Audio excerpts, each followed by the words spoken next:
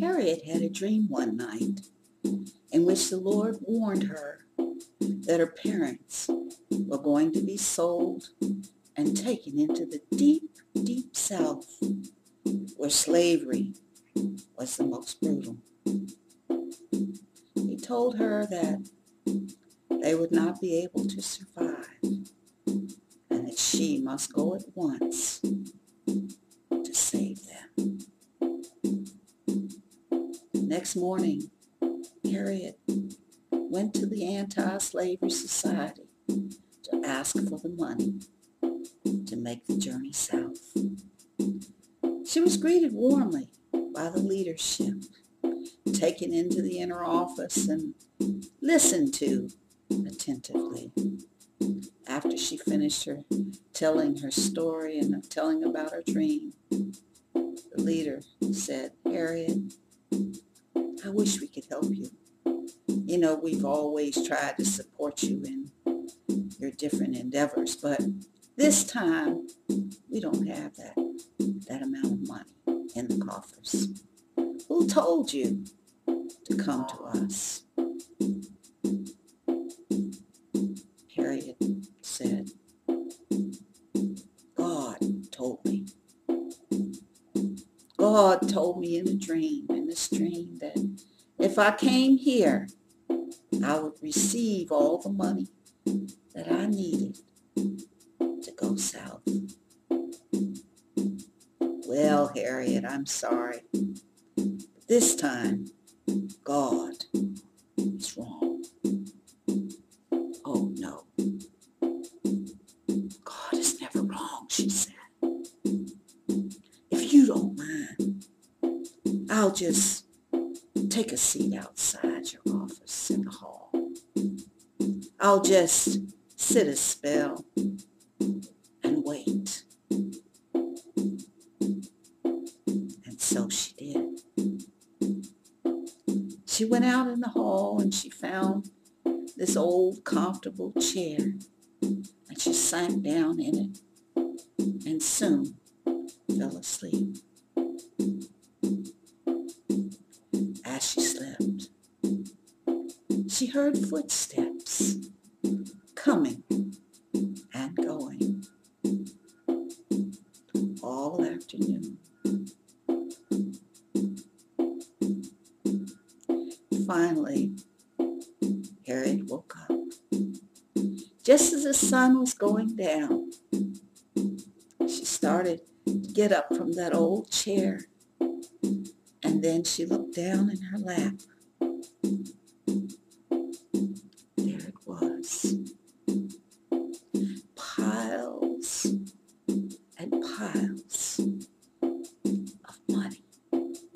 All the money that she needed to make her journey south. It seems that on that very day, for some unknown reason, many wealthy abolitionists were compelled to come to the office there. They didn't know why. But after hearing Harriet's story, about Harriet's dream and her plight, as they left the office, they took out their wallets and pulled out wads and wads of money, threw it into her lap. It's all the money she needed to make her journey south. Well, under the cover of darkness, she disappeared. She walked by night and slept by day.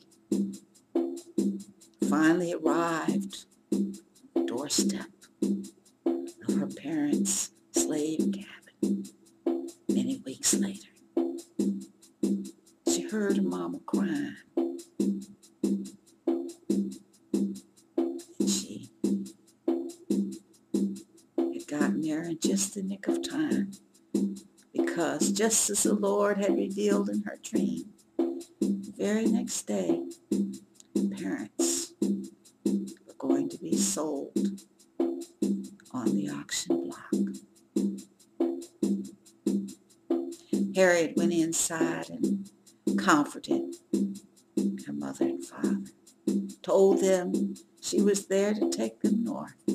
Mother said, but Harriet, we can't go now because we're too old. Said, Mama, don't worry.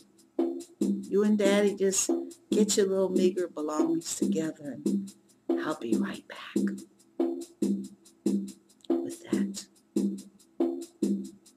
she quietly left the slave cabin, walked around into the barn, hitched up the best wagon and horse, led them out around to her parents' cabin. She quickly had her parents to climb into the back and covered them up.